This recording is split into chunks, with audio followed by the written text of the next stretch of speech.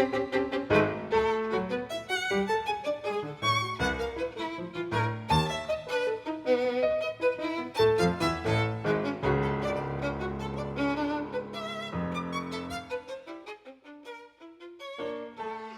to say good evening to everybody. This is the Thursday night edition of Public Affairs, Public Access, right here on the Houston Media Source.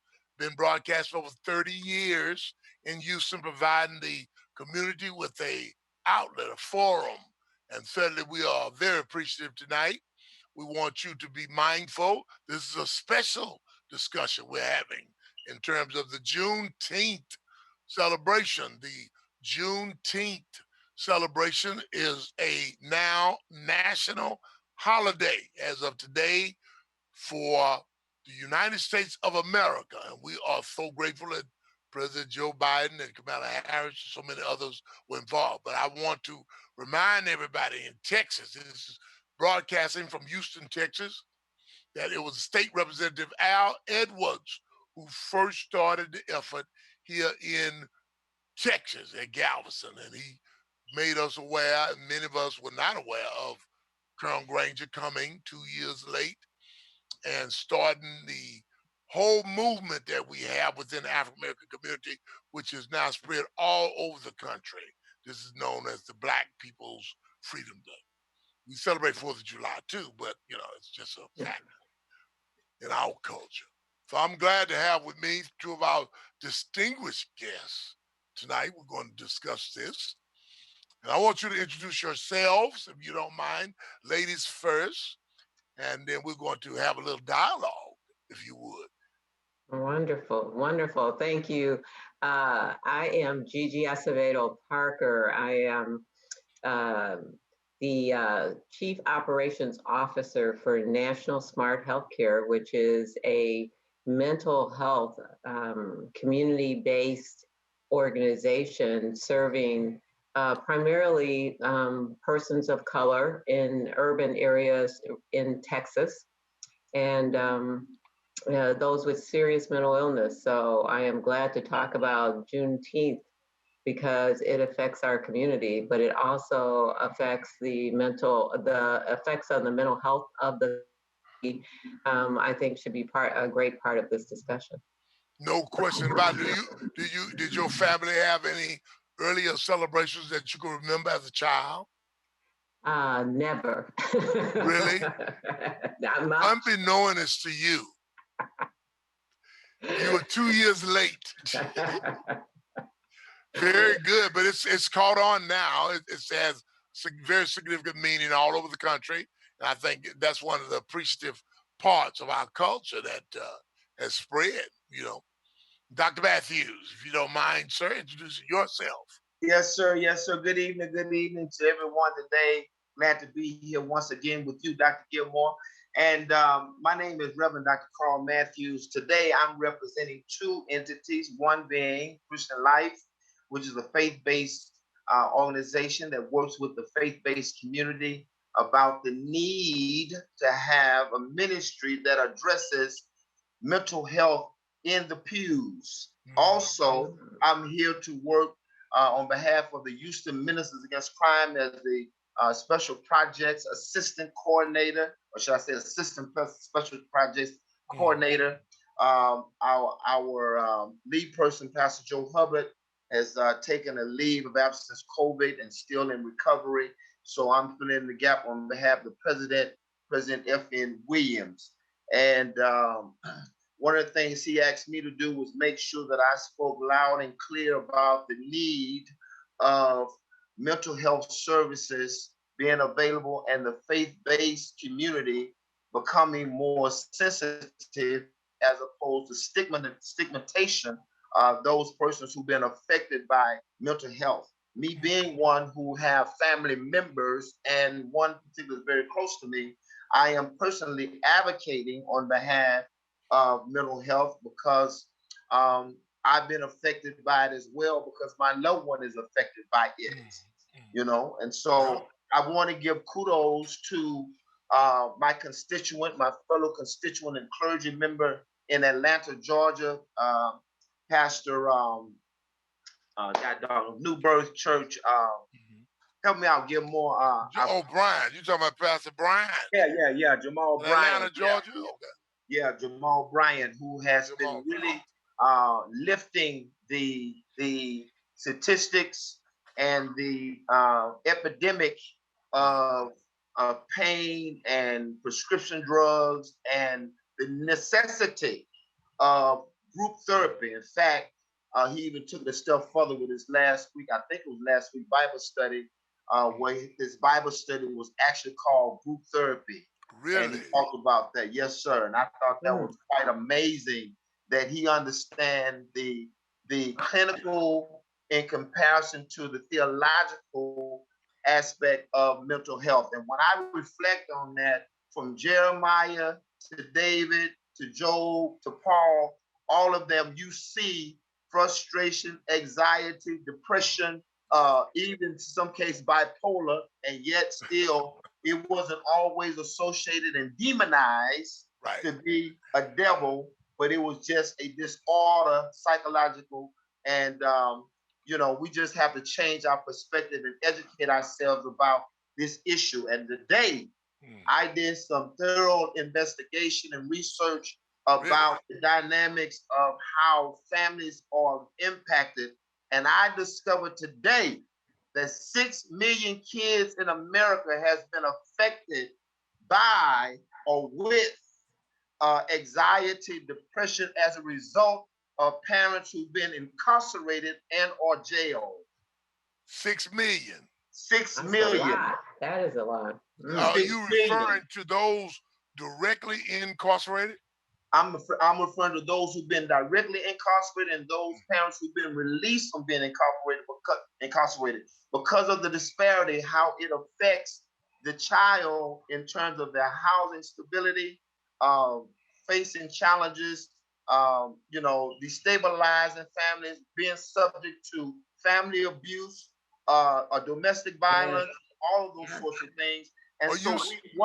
we wonder when Uh, when our youth, and I remember our brothers in Chicago, Reverend Jackson's son used to always say, "We don't have problem kids. We have kids with problems." And so when families have been impacted with these uh, type of things, not to mention prescription drugs coupled with that and other things, Doc, I mean, no wonder the Black community is in such a dysfunctional state that it's in right. because of these compounded issues. Now, I'm going to say this and I close because our good friend Dr. Higgins is here. We don't incarcerate cancer. We don't Right. incarcerate cardiovascular diseases, Right. but we incarcerate people who have mental Mental. unstable, abnormal behaviors. Well, If well, America is going to be great, we got to leave from that situation. let me ask you a question, which I think so glad to see Dr. Higgins, our resident psychiatrist. I think one of the things, uh, that you said, which is so revealing, 6 million children, which what's the count for the adults? How I many, did if it's 6 million children, how many adults? well. Each of them got to have a parent. So Right, obviously we're talking about 6 million parents at least. If right. 6 million children are being impacted, and Texas is right there, and surprisingly, Arizona, Kentucky, and places like that or have large impacts of this kind of epidemic effect on the households and families. Well, Dr. Higgins, I think you came in when he was giving some descriptive information about the large numbers of children affected and by depression, anxiety, things like that, as well as the idea of so many of the parents needing help. And I guess my point, with this is the Juneteenth special, so to speak, a discussion. Where do we go from here? But I guess the trauma of Juneteenth, the trauma that so many of us suffered over the years. I'm going back generations now. And of course, the carryover in our culture, which has helped stabilize us, give us some sense of stability. in the midst of whatever we were going through. And how many do you think of the parents and the children who need this kind of stability even today without the fact of them getting, medical aid? We're going to go to our first guest, but I wanted you, Dr. Higgins. How many will even get help? I mean, that Um, number. well, and my apologies for being late. Ran into some unexpected traffic here on 45. But the issue of trauma is in generational trauma is something that we need to address. It is shown that trauma goes through, as the Bible talks about, 3 and 4 generations. Right. And so we have a lot of racial trauma, and there's scientific evidence of this, of the stress of your parents also impacts you. So we gotta understand that the trauma occurred, and honestly, we look at what do we do now. But honestly, through all of my studies, I'm still learning more and more about the system and what has been done. You think you know it all until you read. As I continue to read, I'm like blown away on just the multiple levels of which it has been done. But one thing I'd say is that my family has been celebrating Juneteenth for as long as I know, well before I was born. Juneteenth was a part of what we grew up just doing out in Grimes County, Navasota, Texas, where my mother is from, Anderson being the county seat of it. And we always went to the Juneteenth parade, and then the rodeo and barbecue and watermelon and red soda. That was part of what we did on Juneteenth. But what I recognize now is that they were teaching me our history Right, right, and pride within our history. And the thing is that people want to run away from the history, or they want to put the history in quotation marks and give it a name like critical race theory, things of that sort, which basically becomes a tag, a fodder for some media to put a tag on Black history as a negative thing. That's really what they saying. And how that impacts us currently to talk about it as a negative thing, so far as the need to control the narrative of people and individuals. But I'm appreciative that we did Juneteenth because it did tell me a story about our people. And the fact is that now that I'm older, I'm happy to have heard many of those stories. Some of racism and of slavery and freedom and the lies that have been told in our schools. I'm happy that I was told another history. I was right. told a whole nother Texas history before I took Texas history. And I'm Really? appreciative of taking Texas history from a black teacher. Right. I remember one of the first things he asked us, we walked into class, and he said, what day is Juneteenth?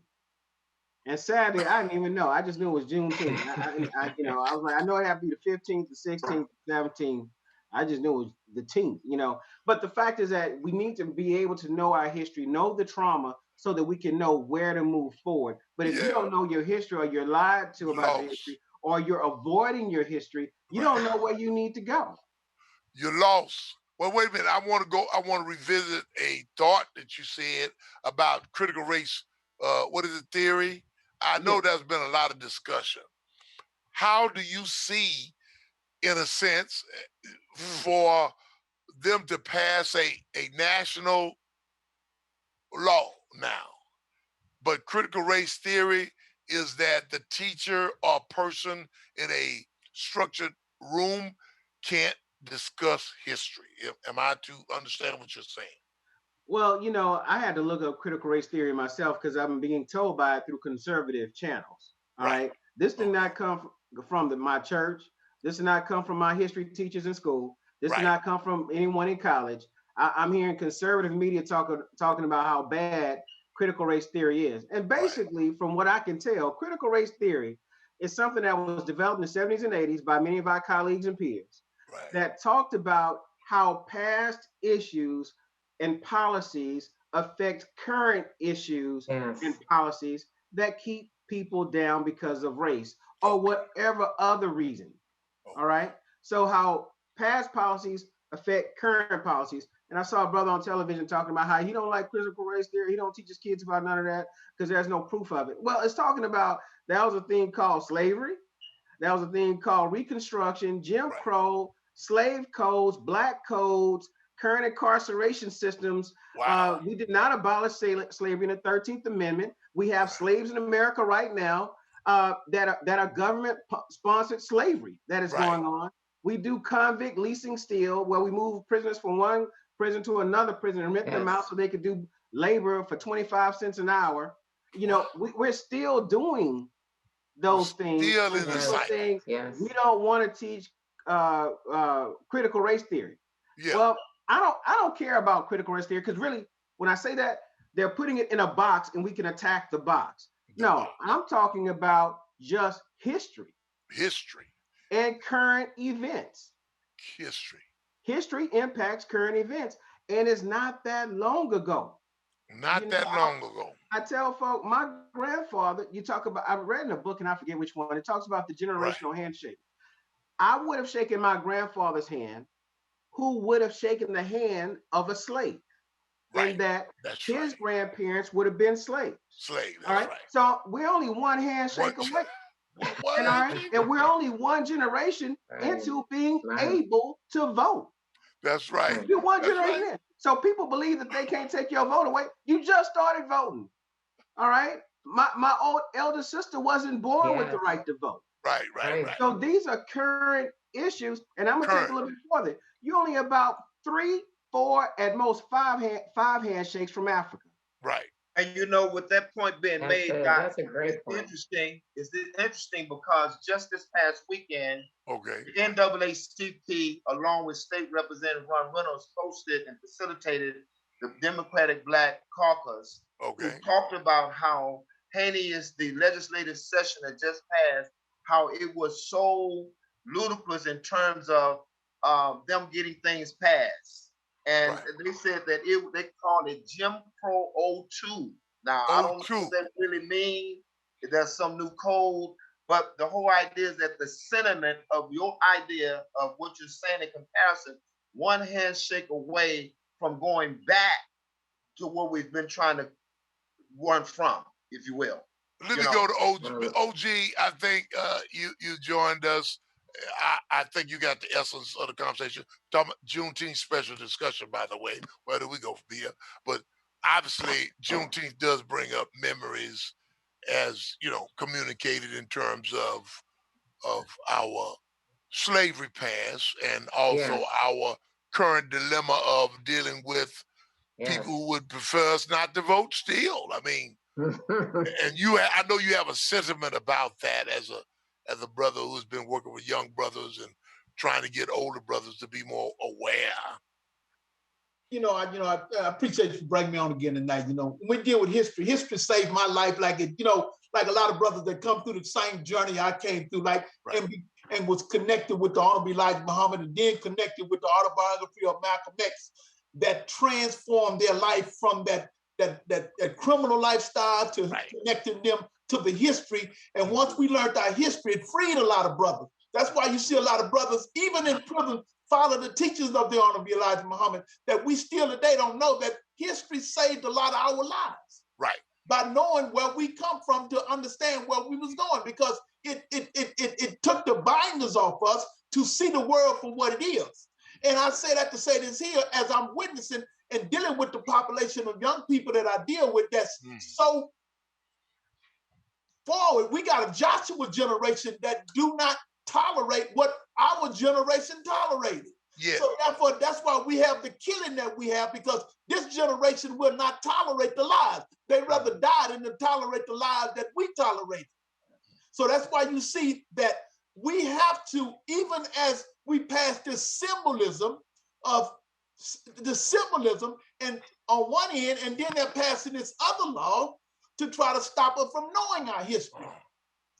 So wait a minute. So are you implying that the thought of not using critical race theory, would that be a good effort in terms of the leadership saying don't even talk about the history? Or are you saying we need to entrench it more now that we even have Juneteenth as a national holiday? Well, even as we talk about Juneteenth, they're passing laws to teach the teachers to not even teach our children about the history.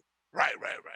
So as they preparing, conditioning the teachers to not teach our children about even the Juneteenth we're trying to celebrate. They don't even want our children to know about the history of slavery.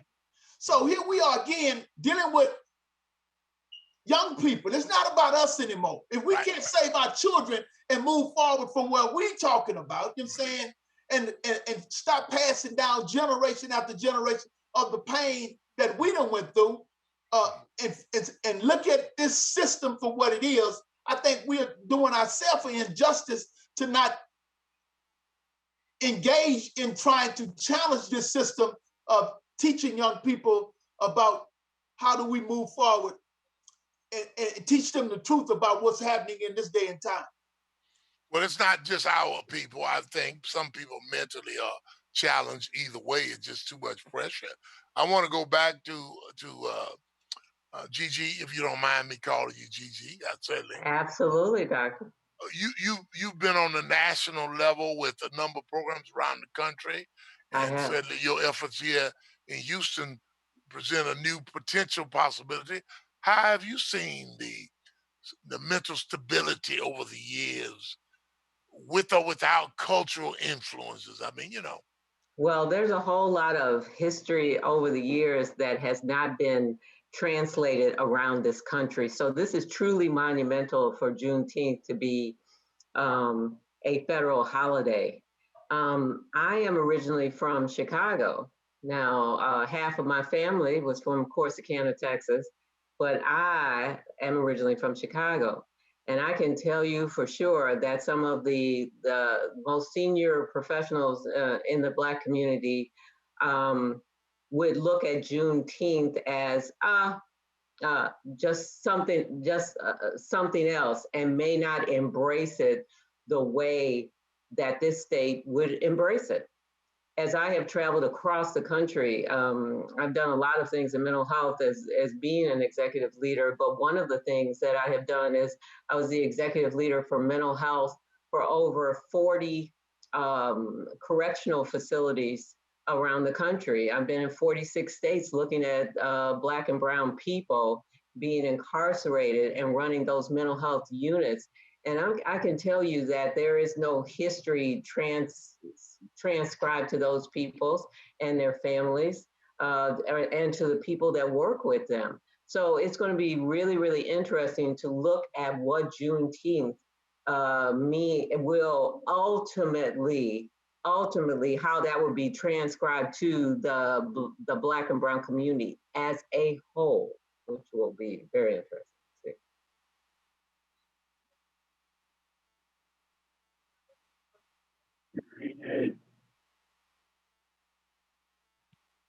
Unmute yourself. I'm sorry. Go right ahead. OG, you was finna say something?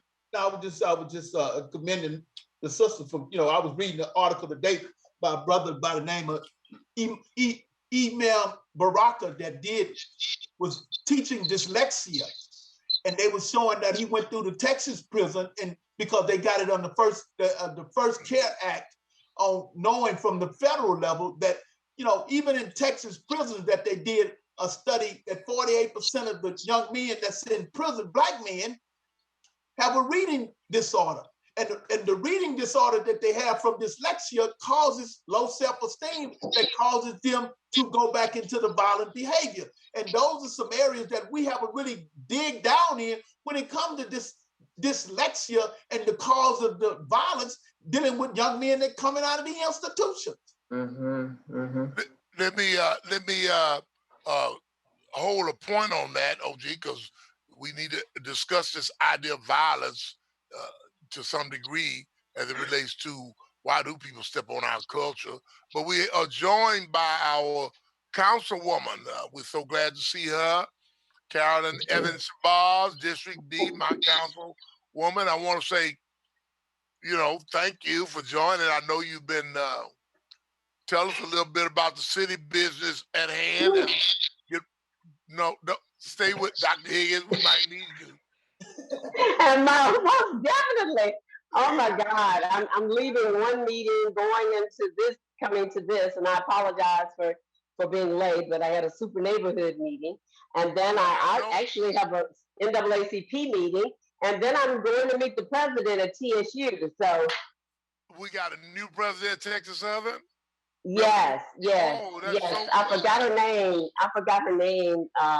She's one of our sorors. You're right. Really?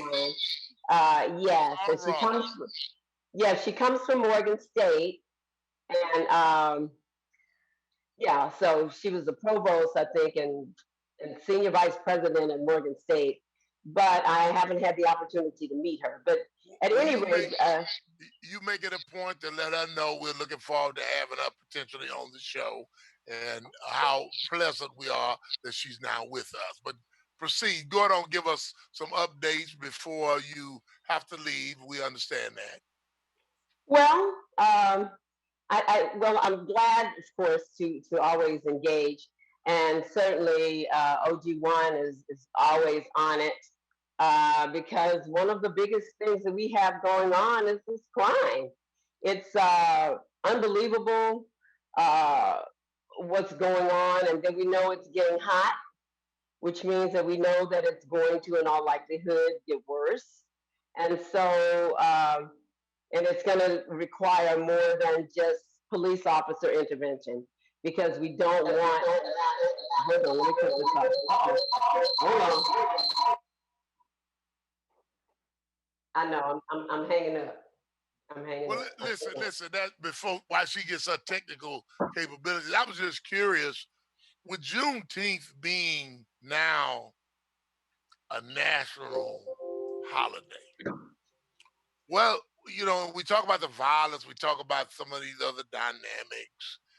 Will our people, I'm saying our people, Black people primarily, will we appreciate or acknowledge our cultural separateness for identity and stability purposes? Or will we just merely let it be another recognition of, you know, uh, I have to do what? she said, mute one of your browsers. Mute one. No, no, that device is off. It's totally. There you go. Okay, you good Oh, now. okay. I'm sorry. Yeah. Okay. The will our people, I guess I'm saying, will our people be able to begin to go through this appreciative process that America, the status quo is trying to say we made a mistake. That's what I see happening. I mean, do y'all understand what I'm saying? I'm very hesitant. I'm very hesitant. What are you hesitant Of course, about? it's very good that it was a bipartisan vote that gives us the Juneteenth holiday. Right. But where's the George Floyd Act and all of the other things that are necessary, to try to really, really stop this and these, these deaths and all of the other things that are happening. And I appreciate it. I really do. I think it's very important to commemorate where we are. But it's kind of like it's symbolic. What they say, like low hanging fruit. Something that was easy to be able to get passed, and I appreciate it because they didn't have to. But certainly, what about the Policing Act and the Voting Rights Act? What's happening with those particular initiatives? Are we And those, listen, but that might be what I mean when I say some level of appeasement. Some people know because obviously in the state of Texas after September the 1st, anybody can have a gun. And there are other dynamics, Doc, I think in response to your question, I think that this would probably be treated just like the Martin Luther King holiday, the Black History Month celebration. It'll be a thing where people come together and continue to use this for celebrations, partying, and those type of things. But the truth of the matter is, when you look at the kind of data that I looked at today, and I appreciate Anna B. Casey Foundation for putting out this report that made the point since 1980 to 2020 that the kids with fathers in prison or jail have rose 500%, man. More than 5 million children that have had a parent incarcerated. I mean, I kind of talked about that earlier. The effects of that trauma creates depression, anxiety, displacement, unsafe housing, unstable housing, abuse, domestic violence, anxiety, low self-esteem. So when you have a system that in the correctional aspect it's almost like a parent say, don't do as I do as I say. That makes it very hypocritical when you have systems that's supposed to be for justice and equitable justice and eliminating disparity, and you incarcerate a man or you penalize a man, and then when a man returns home, he can't find a job. Texas is one of the most unforgiving states in America. I mean, me as a returning citizen 20 years ago, and just 5 years ago, I had to sit before the Board of Insurance who tried to try me all over again for me wanting to work a honest, legitimate job. So when you have these kind of barriers, and if you don't have skills, Dr. Gilmore, if you don't have confidence, you don't have a support base, or surround yourself with people like on this call to fuel you with enthusiasm, hey man, you will respond like we're seeing the crime in our neighborhoods where they're following people from Galleria to NASA, Big City, and places like that, and committing these crazy crimes. But I'm not justifying the behavior, but I'm saying, but when you have children who are dropouts or not at school or don't have trades, don't have vocation, and families been affected, you got really many children right now is the breadwinner for the family. They out doing whatever it takes, whether it's the flipper key or sell an ounce or whatever the case may be, to try to make provisions for the household because these traps or these circumstances. I remember, and I say this in closing, in looking at KHOU 11 that gave a little journey history about the history of Houston, I did not know that Bessie Ross Elementary was the first integrated elementary school in Houston. I went there in the third grade. I never shall forget, I had a mathematical problem, 2 plus 2, and I couldn't answer it. I said 8. Miss Menz, I'm 63 years old today. I'm still traumatized from Miss Menz ruler hitting me in the palm of my hand because I said 8 and not 4. You needed discipline back then. That was a factor. Dr. Higgins, let me ask you a question. I think one of the things I really do need to understand is, will the passage of the bill stabilize some of our mental thoughts? Will it make some people realize that they are independently secure in their histories, their worth, their wealth, or being, without going over the edge? Well, anytime that you're recognized is a good thing, So as we say, Black Lives Matter. So the notion that somebody recognizes that we're here, that our history, I think, is a huge, huge event. Now, how much will it change? It's one thing, and also realizing we are in a system of racism in itself and white supremacy. So one thing is, I mean, it gives it's like a star in the sky. You saw a glimmer of hope, So to me, it's a very positive thing. At the same time, what else? Because we've been in a system of a bad hour where where it's cloudy and we can't see the sky. We just walk the fall. So I can't get happy about just one star, but it does give a sense of hope that that we're being recognized. Now the question becomes, then how do people use that? Because we've seen the system before, right? And so we've got to make sure that it's not used as a reminder of slavery, and that's as far as we're going to go with the history of Black people in America, because they're good at letting us know of slave work, but they're not good about telling the rest of Black history, or that this is the third largest African country in the world. That yes, you as white people live in the third largest African country, and you can't get up in the morning and use the restroom without being impacted by something that Black people have done for our country, from lights to air conditioning. All of those are Black inventions, So we've been a part of every step of this country that they know of. And so so we've got to teach the rest of the history. I read a real good book called Before the Mayflower. And and I had never read it before, and y'all may have known about it, and nobody, somebody told me to read this book years ago, and I never had, but it's a history of the Negro from like 1619 to 1962. I had never read the book, even though it was suggested, and it had a ton of knowledge, but Yeah. also you're seeing the repetitive behavior of what sadly white supremacy will do when Black people start making moves coming forward. Right. All right. So it kind of Right. sets the pattern. Now, this book was written in the early 60s. But the thought of how in Harris County, how they had it to where there was only one voting place where you could drop your ballots off. Versus you got counties with only 300 people, and they got one place. We got 4-5 million, and we only got one place. Well, these are things that have been done in the past. So this issue of Austin and having to walk out in protest in order to prevent the vote from taking away more rights. These are stories that are centuries old, and we've got to tell this history so that people know to look out for it. But if you didn't know it happened, you'd be sitting there thinking to yourself, well, we need to secure the vote. Well, let me say this, Councilwoman Shabazz, I know you might have to leave. What do you see? Yeah, I do have to leave, so let me go ahead. Let me ask you this final question. What do you see as a political response in terms of we just need to be prepared to start walking out? What do we tell the demon that's in our face?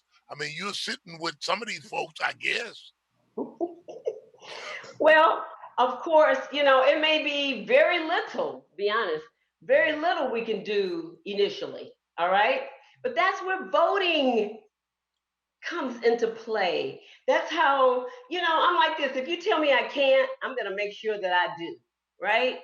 And so hopefully people will get that mindset to say, they're really trying to stop me from exercising my right to vote. So I'm going to really, really make sure that I do. Because we can't succumb to this. This stuff has just really, really gotten out of hand. Right. And it's the leadership. Just to think that, you have to walk out on a vote to stop people from suppressing the vote is just unbelievable. And then, knowing that they're going to come back again and they still have the same leaders. And then some of those leaders are saying they didn't realize certain things about it. And, so hopefully they may even rethink. But at the end of the day, it's going to really, really have to take root that we are going to have to vote to change the leadership. Right. So that we can go back in and change those things that were done, particularly in this last legislative session. Now, we see people shooting their children and everything because they don't know how to use a gun. They just have the gun and they have no training, no license, nothing. And then consequently, they're shooting their own children. And so, and then to say that you can carry a gun, and we know that countless minorities, particularly African Americans, are being killed just because, and they don't even have a gun. So now you may have a gun in the car, and now there's justification now because you had a gun. So we can kill you and, and further say that there should be no consequence. Oh, that's just so. The leadership is going to have to, the people, we can complain all day long. We've got it's just like you have trash in your neighborhood. Right. Somebody's putting it there. Right. I'm not going from neighborhood to neighborhood throwing trash in people's yards. Right. It's our neighbors. We have to start taking responsibility for what we do. And it's really funny to me. People say, we don't want the government telling us what to do. But at the same time, you tear it up and you want the government to come fix it. But I'm like, oh my God. And I get I'm just inundated with the calls of the trash and the noise and the crime and all of that, So, I'm just saying we're going to have to start taking responsibility for what we do, teach our children to take responsibility. And it's going to take time because we have gotten into a mindset that keeps us from being able to progress when we are so smart and so creative, but yet we have succumbed to a mindset and a narrative that just makes it look like we are just not able to do, and we can, Too much. you know. Dr. Gilmore, Yeah. let me ask Dr. Sabah this question. Hey, my beloved sister, love Hello. seeing you here. How can the faith-based community work with your leadership in District D in maybe galvanizing community engagement to have this kind of conversation and disseminate this kind of information about the deeper issues and how we've been affected in our communities? Well, you know, we have to plan it, but it's going to take the OG ones and the group of others to come together. You know what I'm saying? Because some people don't access the churches. You know what I'm saying? And so it's going to be people that actually touch the people that are walking the streets. That so it's going to have to be an effort. It's going to be a community effort. Certainly, it can be led by you know, the spiritual organizations. That's great because there are so many, and can really reach out to maybe gather people in. But we certainly have to be inclusive. The faith community don't have a problem with diversity of community people. I mean, we engage in those spaces. Right. And I don't mean that the faith community has a problem, but it could be the other side as well. So I'm saying we're going to have to learn how to navigate and bring our own skill set and talents to address this problem. And some people are in the faith-based community, and some people are boots on the ground in the street. You know, so we're going to have a real respect and a real conversation for each other to be able to move forward. But I'm going to have to leave so I can go meet the president. Give our regards. Thank you very much. Pleasure. Well, thank you so very much. And I see you in your African garb and power to that, the people. so. I'm just trying to keep it black too. You know, public affairs, public access gives everybody a chance. So that's right. I mean, it's a blessing. Well, always a pleasure. Y'all have a great evening. All right. Dr. Gilmore. Let me ask. I was going to ask you a question, OG. Go on. Oh. I want to say this. You know, I've been out here fighting this thing for like 40 years. So I've been 40 years. About 40 years. You know, I come through the crack cocaine pandemic.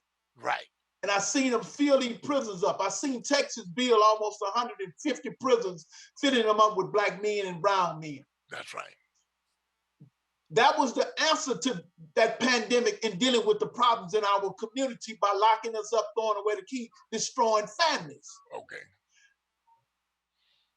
All of a sudden, after I got out, I've been hitting every leadership in this city with a proposal on knowing that from my experience, from my work, working with that population that's coming out, that destroyed area of that criminal and justice system, that we have to put community-based program together, because everybody on the panel know that when they took trades out of school, we had a skill to fall back on. Like Doctor said, like me, I had a skill to fall back on if my learning disorder wasn't working right. All of a sudden, here we are again, allowing them to sweep the crack cocaine era under the rug, which we didn't challenge them after they admitted to pouring the crack cocaine in our community. We become humble people again, like we are humble now when we see that the city have said homicide is up 35% in this city. Again, it's higher in Chicago, it's higher in New York, it's higher than the cities that I have told the city about. We need violent interruption programs to where young men coming out the institution can be trained to go back in their neighborhood, train those brothers, be on the front line to stop the retaliation at the hospital, to stop us from killing each other. So you build these programs which have worked around the country. It worked in Chicago, it worked in New York, it worked in Baltimore, on brothers training brothers on how to do violence interruptions. I'm very. Let me ask you a question. I'm gonna say this. I'm very disappointed. I'm very disappointed in our new police chief, because we become Black people in power and we don't use the power to transform our community into leadership. It's sad that the sisters in Acres Home, the elderly sisters in Acres Home, says on the news, they're afraid to call the police because of the retaliation of their own children in the neighborhood. Well, let me ask you a question. I guess that leads into this idea that Reverend Matthews had brought up about the church working with people, because it does become, black on black crime, police on black crime, and people who mentally ill, that's affecting other individuals. I mean, Gigi, is that something that when you look at institutions, since you work with so many of the institutions, Yes. it's how does the intervention occur? We invited one of our judges, a couple of our judges. Does the intervention occur from the community, as Matthews has kind of alluded to, or does it occur after the Incarceration. incident? After the Yeah. incident, and they say, "Oh, you haven't done enough to be incarcerated, but you need some therapy. You need something." Well, violence is the depression over our community. Violence is the depression over our community. And once we understand that this violence that is all over us is the depression over our community is situationally depressed. And so it occurs that we help ourselves on the community level. Now, on the community level can be with skilled professionals on the community level. It can be with social activists on the community level. It can be all kinds of things. I have worked in the correctional system, leading all these behavioral health programs all over the country. And very frankly, it's according to who was in power in what state, to what kind of resources I was able to give those incarcerated or recently incarcerated, those kinds of programs. So it's very inconsistent. But violence is the depression over our community. And when we understand that, then there's nothing else that we want to tackle. But that's my contention in seeing all these young people. I led over 22 juvenile detention facilities across this country in the behavioral health in-house programs for every kinds of violence, including, sexual violence, all kinds of violence. But violence is the depression, is the manifestation of the depression of our community.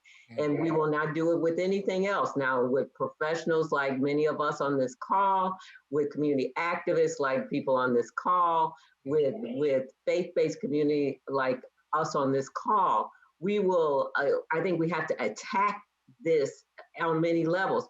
Remember those old martial arts, I'm going back, I got 40 years. Right. Remember those old martial arts, right? It was one person, it was a lot of Asian people, and they were all doing all this stuff. That's how we have to attack the violence, because the trickle down, as Reagan, what does he say, trickle down math or something he said back in the 80s. Right. Trickle down on our community will be improved mental health, and improved mental health will be improved social health. Dr. Higgins, she used that term about the community being impacted. Juneteenth is a community. I mean, community. Are we, multi-level attack? What you think about that? No, we all have to be working, on trying to spread the information and spread the word. It's not it's not a one person fix. It's not a one placement fix. We've got to all be a part of taking care of that. And honestly, we got to be attuned to a lot of these young folk are upset. They're mad. They're angry. If I don't care if I'm alive, I don't care if you're alive either. Essentially, if I don't love me, so anger from inward results in violence outward. I don't see the humanity in myself. What do you mean I don't see the man in you? Why'd you shoot him? Well, because he, and they really see that they thought that was a good reason that a person should be dead, because you don't think you should be alive. So that is a huge issue. And the lack of education, issues in housing and city management, policing, all those things go together. And they found one thing though, that people stop being violent when they're in a safe space. If you put people in a safe space, they stop doing violent things. And when I say safety, I can live in a safe space and I have food and I have comfort and I can live my life. Realize that the majority of people who are mentally ill stay inside the house. They don't go anywhere, for the most part. But when you're in a desperate situation and you don't have a way out, people act out violently. And I will tell you, there's something in human nature that will not allow me to starve and not live while you live in a big old house and a mansion with a nice car and a nice ride. It will not happen. If I ain't got somebody dying, that is something that humans do all over the world. Right. So the more you see a discrepancy in income, the more you see violence go up. Right. And that's the truth of the matter. And people are in a desperate situation right now. Things are very odd, with people losing jobs. We are hit harder in the Black community. You got fathers who are incarcerated, moms who are out there working who lost their jobs. Kid is not secure in food. The kid is not secure in their housing. I'm 16 years old and I got to find a way to make it. And I'm not going to let my little brothers and sisters starve and we be out on the street when there is a Jeep Wrangler over there with a large Louis Vuitton bag.